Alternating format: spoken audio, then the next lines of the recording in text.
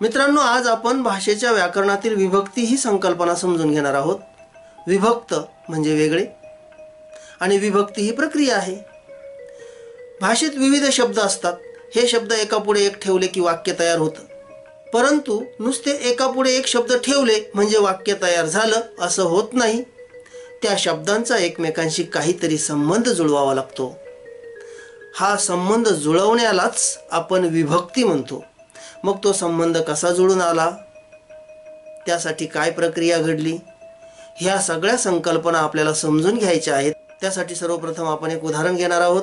त्यासाठी तुमच्या समोर आता एक वाक्य आहे। महादू नात पाहुणे स्वागत दार रांगोळी काढली। हे सर्व शब्द एकापुढे एक ठेवलेले आहेत, परंतु तरीही त्यापासून वाक्य झालेलं आपल्याला दिसत नाही। मग त्यात काय बदल करावे लागतील तर महादू या शब्दाला चा असा प्रत्यय लावावा लागेल। नात या शब्दाला ने, पाहुणे या शब्दाला चा, स्वागत या शब्दाला ला, दार या शब्दाला त आणि पुढे रांगोळी काढली आहेच। तरीही नुसते प्रत्यय लावून वाक्य तयार होत नाही। उदाहरणार्थ, महादूच्या नातने पाहुणेच्या स्वागतला दारत रांगोळी काढली, तर याला आपण वाक्य म्हणत नाही। त्याऐवजी आपण सुयोग्य पद्धतीने वाक्य उच्चारतो। महादूच्या नातीने पाहुण्यांच्या स्वागताला दारात रांगोळी काढली। आता या ठिकाणी काय झालं की प्रत्यय लावण्याआधी प्रत्येक शब्दाचं सामान्य रूप झालं। आता शब्दांचं सामान्य रूप ही जी संकल्पना आहे ती सर्वप्रथम आपल्याला समजून घेणे आवश्यक आहे। म्हणजे बघा, विभक्ती ही संकल्पना समजून घेण्यासाठी आपल्याला विभक्तीचे प्रकार, विभक्तीचे प्रत्यय, विभक्तीचे कारकार्थ या सर्व संकल्पना समजून घ्यायच्या आहेत। पण तत्पूर्वी महत्त्वाची संकल्पना आहे, ती संकल्पना म्हणजे शब्दांचे सामान्य रूप। तर विभक्तीचे प्रत्यय लागताना शब्दांचे सामान्य रूप होते आणि ते सामान्य रूप कसे होते, त्यासाठीचे काही नियम आहेत का, याविषयीची माहिती आता आपल्याला जाणून घ्यायची आहे। तर आपण या भागामध्ये पाहणार आहोत शब्दांची सामान्य रूपे। बघा, मग शब्दाचं सामान्य रूप कशाला म्हणावं तर विभक्ती प्रत्यय लावण्यापूर्वी तसेच शब्दयोगी अव्यय लावण्यापूर्वी नाम किंवा सर्वनामाच्या मूळ रूपात जो बदल होतो त्याला सामान्य रूप असे म्हणतात। उदाहरणार्थ, आपण या घरात येऊ शकत नाही या वाक्यात घर हा जो शब्द आहे, घर या शब्दाला त हा प्रत्यय लावायचा असेल तर त्याआधी घर या शब्दाचं रूप आपल्याला घरा असं करावं लागतं। मग घर या शब्दाचे सामान्य रूप कसे होतात, घरास, घराला, घराने, घराचा। इथं स, ला, ने, चा हे जे प्रत्यय लागले त्या प्रत्येक प्रत्यय लागण्यापूर्वी घर या शब्दाचं सामान्य रूप झालं घरा। तसंच पाणी, पाणी या शब्दाला त प्रत्यय लावायचा असेल तर आधी आपल्याला पाणी या शब्दाचं सामान्य रूप पाण्या असं करावं लागतं आणि मग पुढे प्रत्यय लावावे लागतात। उदाहरणार्थ, पाण्यास, पाण्याला, पाण्याने, पाण्याचा या सर्व शब्दांमध्ये पाण्या हे झालं सामान्य रूप।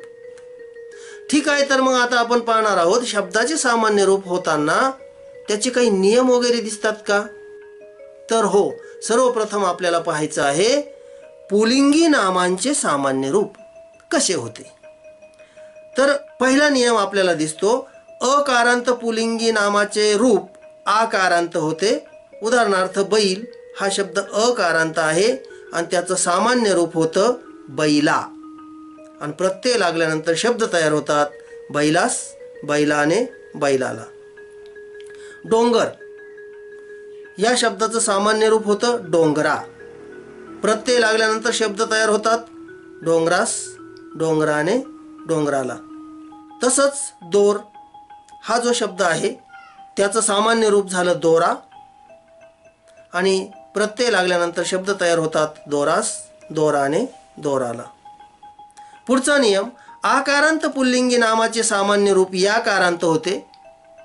उदाहरणार्थ घोडा हा आकारांत शब्द आहे आणि त्याचं सामान्य रूप झालं घोड्या.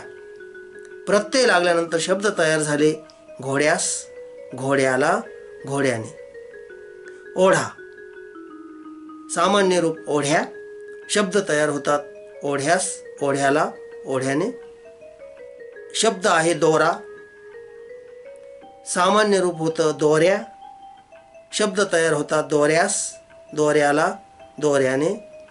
पण या नियमाला काही अपवादात्मक शब्द आहेत आणि ते अपवाद पुढील प्रमाणे जसे दादा, काका, मामा, आजोबा, राजा हे शब्द सामान्य रूपात तसेच राहतात.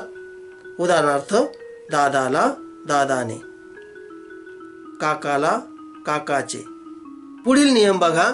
ई कारांत पुल्लिंगी नामाचे सामान्य रूप या कारांत होते. उदाहरणार्थ धोबी हे पुल्लिंगी ई कारांत नाम आहे आणि धोबी या शब्दाचं सामान्य रूप होतं धोब्या. प्रत्यय लागल्यानंतर शब्द तयार होतात धोब्याला, धोब्यास, धोब्याने. तशीच पुढील उदाहरणे आहे गुराखी, सामान्य रूप गुराख्या, शब्द तयार झाले गुराख्याला, गुराख्यास, गुराख्याने. परंतु याला काही अपवाद आहेत. उदाहरणार्थ हत्ती, मुनी, ऋषी, भटजी, नंदी हे शब्द सामान्य रूपात तसेच राहतात. पुढील नियम बघा. उकारांत पुल्लिंगी नामाचे सामान्य रूप वाकारांत होते. उदाहरणार्थ भाऊ, सामान्य रूप भावा आणि शब्द तयार होतात भावास, भावाचा, भावाने. नातू, नातवाला, नातवास, नातवाने म्हणजे सामान्य रूप नातवा. पुढील नियम बघा. एकारांत पुल्लिंगी नामाचे सामान्य रूप या कारांत होते. उदाहरणार्थ कावळे, सामान्य रूप कावळ्या, शब्द तयार होतात कावळ्याला, कावळ्यास, कावळ्याने. दुसरं उदाहरण फुले, शब्द तयार होतात फुल्यांना, फुल्यांचे, फुल्यांस, सामान्य रूप आहे फुल्या. पुढील नियम बघा. ओकारांत पुल्लिंगी नामाचे सामान्य रूप ओकारांत राहते. उदाहरणार्थ किलो, सामान्य रूप किलो, शब्द तयार झाले किलोस, किलोने, किलोला. किंवा झिरो, सामान्य रूप झिरो, झिरोला, झिरोने, झिरोस. यानंतर आपण स्त्रीलिंगी नामाचे सामान्य रूप कसे होते ते पाहू. स्त्रीलिंगी नामाचे सामान्य रूप होताना पहिला नियम आपल्याला असा दिसतो. अकारांत स्त्रीलिंगी नामाचे सामान्य रूप एक वचनात एकारांत होते व अनेक वचनात आकारांत होते. उदाहरणार्थ नाव, होडी या अर्थाने हा शब्द आहे. एक वचनी सामान्य रूप नावे आणि शब्द तयार होतात नावेस, नावेला, नावेने. अनेक वचनात सामान्य रूप झालं नावा आणि शब्द तयार होतात नावांचा, नावांना इत्यादी. वीट, एक वचनात विटे, शब्द तयार होतात विटेस, विटेला, विटेने. अनेक वचनात सामान्य रूप झालं विटा आणि शब्द तयार झाले विटांचा, विटांना. जीभ, एक वचनी सामान्य रूप जिभे आणि शब्द तयार झाला जिभेस किंवा जिभेला, जिभेचा इत्यादी. अनेक वचनी सामान्य रूप जिभा आणि शब्द तयार होतात जिभांना, जिभांची इत्यादी.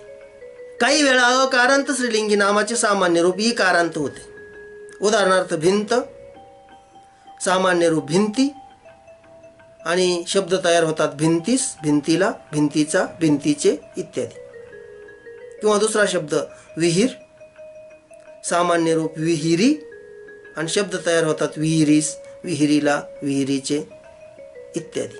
आकारांत स्त्रीलिंगी नामाचे सामान्य रूप एकारांत होते. उदाहरणार्थ शाळा, सामान्य रूप शाळे, प्रत्यय लागला त, शब्द तयार झाला शाळेत. तसेच इतर शब्द शाळेस, शाळेला, शाळेने. दुसरं उदाहरण भाषा, सामान्य रूप भाषे, प्रत्यय लागला त, शब्द तयार झाला भाषेत. इतर शब्द भाषेश, भाषेचा, भाषेने इत्यादी. ईकारांत स्त्रीलिंगी नामाचे सामान्य रूप एक वचनात ईकारांत आणि अनेक वचनात ईकारांत किंवा यकारांत होते. उदाहरणार्थ भक्ती, एक वचनात भक्ती, अनेक वचनात भक्त्या. म्हणजे भक्तीने, भक्तीस आणि अनेक वचने असेल तर भक्त्यांनी. नदी, एक वचनी सामान्य रूप नदी आणि अनेक वचनी सामान्य रूप नद्या. म्हणजे उदाहरणार्थ एक वचनी शब्द नदीस, अनेक वचनी नद्यांची. स्त्री, स्त्री हा जो शब्द आहे यामध्ये एक वचनी स्त्री शब्द तयार होतो स्त्रीस, स्त्रीला. अनेक वचनी स्त्रिया, स्त्रियांचा. बी हा जो शब्द आहे एक वचनात सामान्य रूप बी म्हणजे बीस, बीला आणि अनेक वचनी बिया आणि शब्द तयार होतात बियांचा, बियांनी इत्यादी. तसेच इतर उदाहरणं दासी, दासींचा, दासीला, दासीने आणि अनेक वचनात दाशांनी. पेटी, एक वचनात पेटी शब्द आहेत पेटीस, पेटीला इत्यादी आणि अनेक वचनात पेट्या शब्द तयार होतात पेट्यांना, पेट्यांची इत्यादी.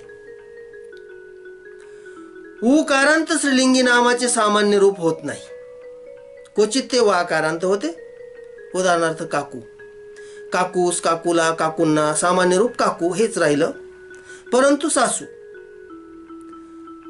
एक वचनात सासूस, सासूला म्हणजे एक वचनी सामान्य रूप सासू, परंतु अनेक वचनात मात्र सासवा असं सामान्य रूप झालं.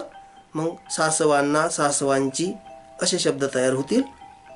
ओकारांत स्त्रीलिंगी नामाचे सामान्य रूप एक वचनात होत नाही, पण अनेक वचनात आकारांत होते.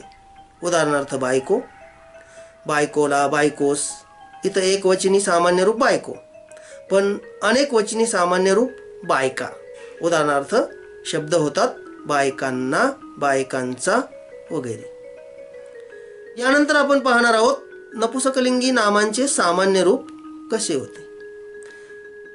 त्यात सर्वप्रथम आपल्याला दिसतंय की अकारांत नपुसकलिंगी नामाचे सामान्य रूप आकारांत होते. उदाहरणार्थ झाड आणि सामान्य रूप झाडा शब्द तयार होतात झाडास, झाडाने, झाडांना. मूल, सामान्य रूप मुला शब्द तयार होतात मुलास, मुलाला, मुलांना इत्यादी. ईकारांत नपुसकलिंगी नामाचे सामान्य रूप याकारांत होते. उदाहरणार्थ पाणी, सामान्य रूप पाण्या आणि शब्द तयार होतात पाण्यात, पाण्याचा इत्यादी. लोणी, सामान्य रूप लोण्या शब्द तयार झालेत लोण्यात, लोण्याचा इत्यादी. उकारांत नपुसकलिंगी नामाचे सामान्य रूप आकारांत होते. उदाहरणार्थ लिंबू, सामान्य रूप लिंबा शब्द तयार होतात लिंबास, लिंबाचे इत्यादी. बकरू, सामान्य रूप बकरा आणि शब्द तयार होतात बकराला, बकराने इत्यादी. काही वेळा उकारांत नपुसकलिंगी नामाचे सामान्य रूप वाकारांत किंवा आकारांत होते. उदाहरणार्थ कुंकू, सामान्य रूप कुंकवा आणि शब्द तयार होतात कुंकवास, कुंकवाची. शब्द आहे वासरू, सामान्य रूप वासरा शब्द तयार होतात वासरास, वासराची इत्यादी. एकारांत नपुसकलिंगी नामाचे सामान्य रूप याकारांत होते. उदाहरणार्थ तळे, सामान्य रूप तळ्या शब्द तयार होतात तळ्यात, तळ्याला. शब्द आहे डोके, सामान्य रूप डोक्या शब्द तयार होतात डोक्यात, डोक्याला, डोक्याची इत्यादी. यानंतर आपण विशेषणाचे सामान्य रूप कसे होते ते पाहूया. अकारांत, ईकारांत व उकारांत विशेषणाचे सामान्य रूप होत नाही. उदाहरणार्थ गरीब मुलगा, चंदेरी प्रभा, कडू कारले. गरीब, चंदेरी, कडू हे शब्द सामान्य रूपात तसेच राहिलेत. आकारांत विशेषणांचे सामान्य रूप कधी कधी याकारांत होते. उदाहरणार्थ मोठा माणूस, हा माणूस, खालचा माणूस, मोठा, हा, खालचा. ही जी विशेषणे आहेत त्यांचे सामान्य रूप कधी कधी मोठ्या, ह्या, खालच्या अशा स्वरूपात होतात. उदाहरणार्थ मोठ्या माणसास, ह्या माणसाला, खालच्या माणसाला इत्यादी. ठीक आहे, तर मग मित्रांनो, या भागात आपण विभक्तीचे प्रत्यय लागण्याआधी शब्दाच्या रूपात जो बदल होतो, म्हणजे शब्दाचं जे सामान्य रूप होतं त्याविषयीची माहिती पाहिली. पुढील भागात आपण विभक्तीचे प्रत्यय, विभक्तीचे प्रकार आणि विभक्तीचे कारकार्थ याविषयीची माहिती पाहणार आहोत. परंतु आता आपण जी माहिती मिळवलेली आहे शब्दांच्या सामान्य रूपांविषयीची, त्या माहितीवर आधारित एक स्वाध्याय पूर्ण करायचा आहे. आणि स्वाध्यायासाठी तुमच्यासमोर हा आहे कृतीसंच. हा स्वाध्याय पूर्ण करा. धन्यवाद.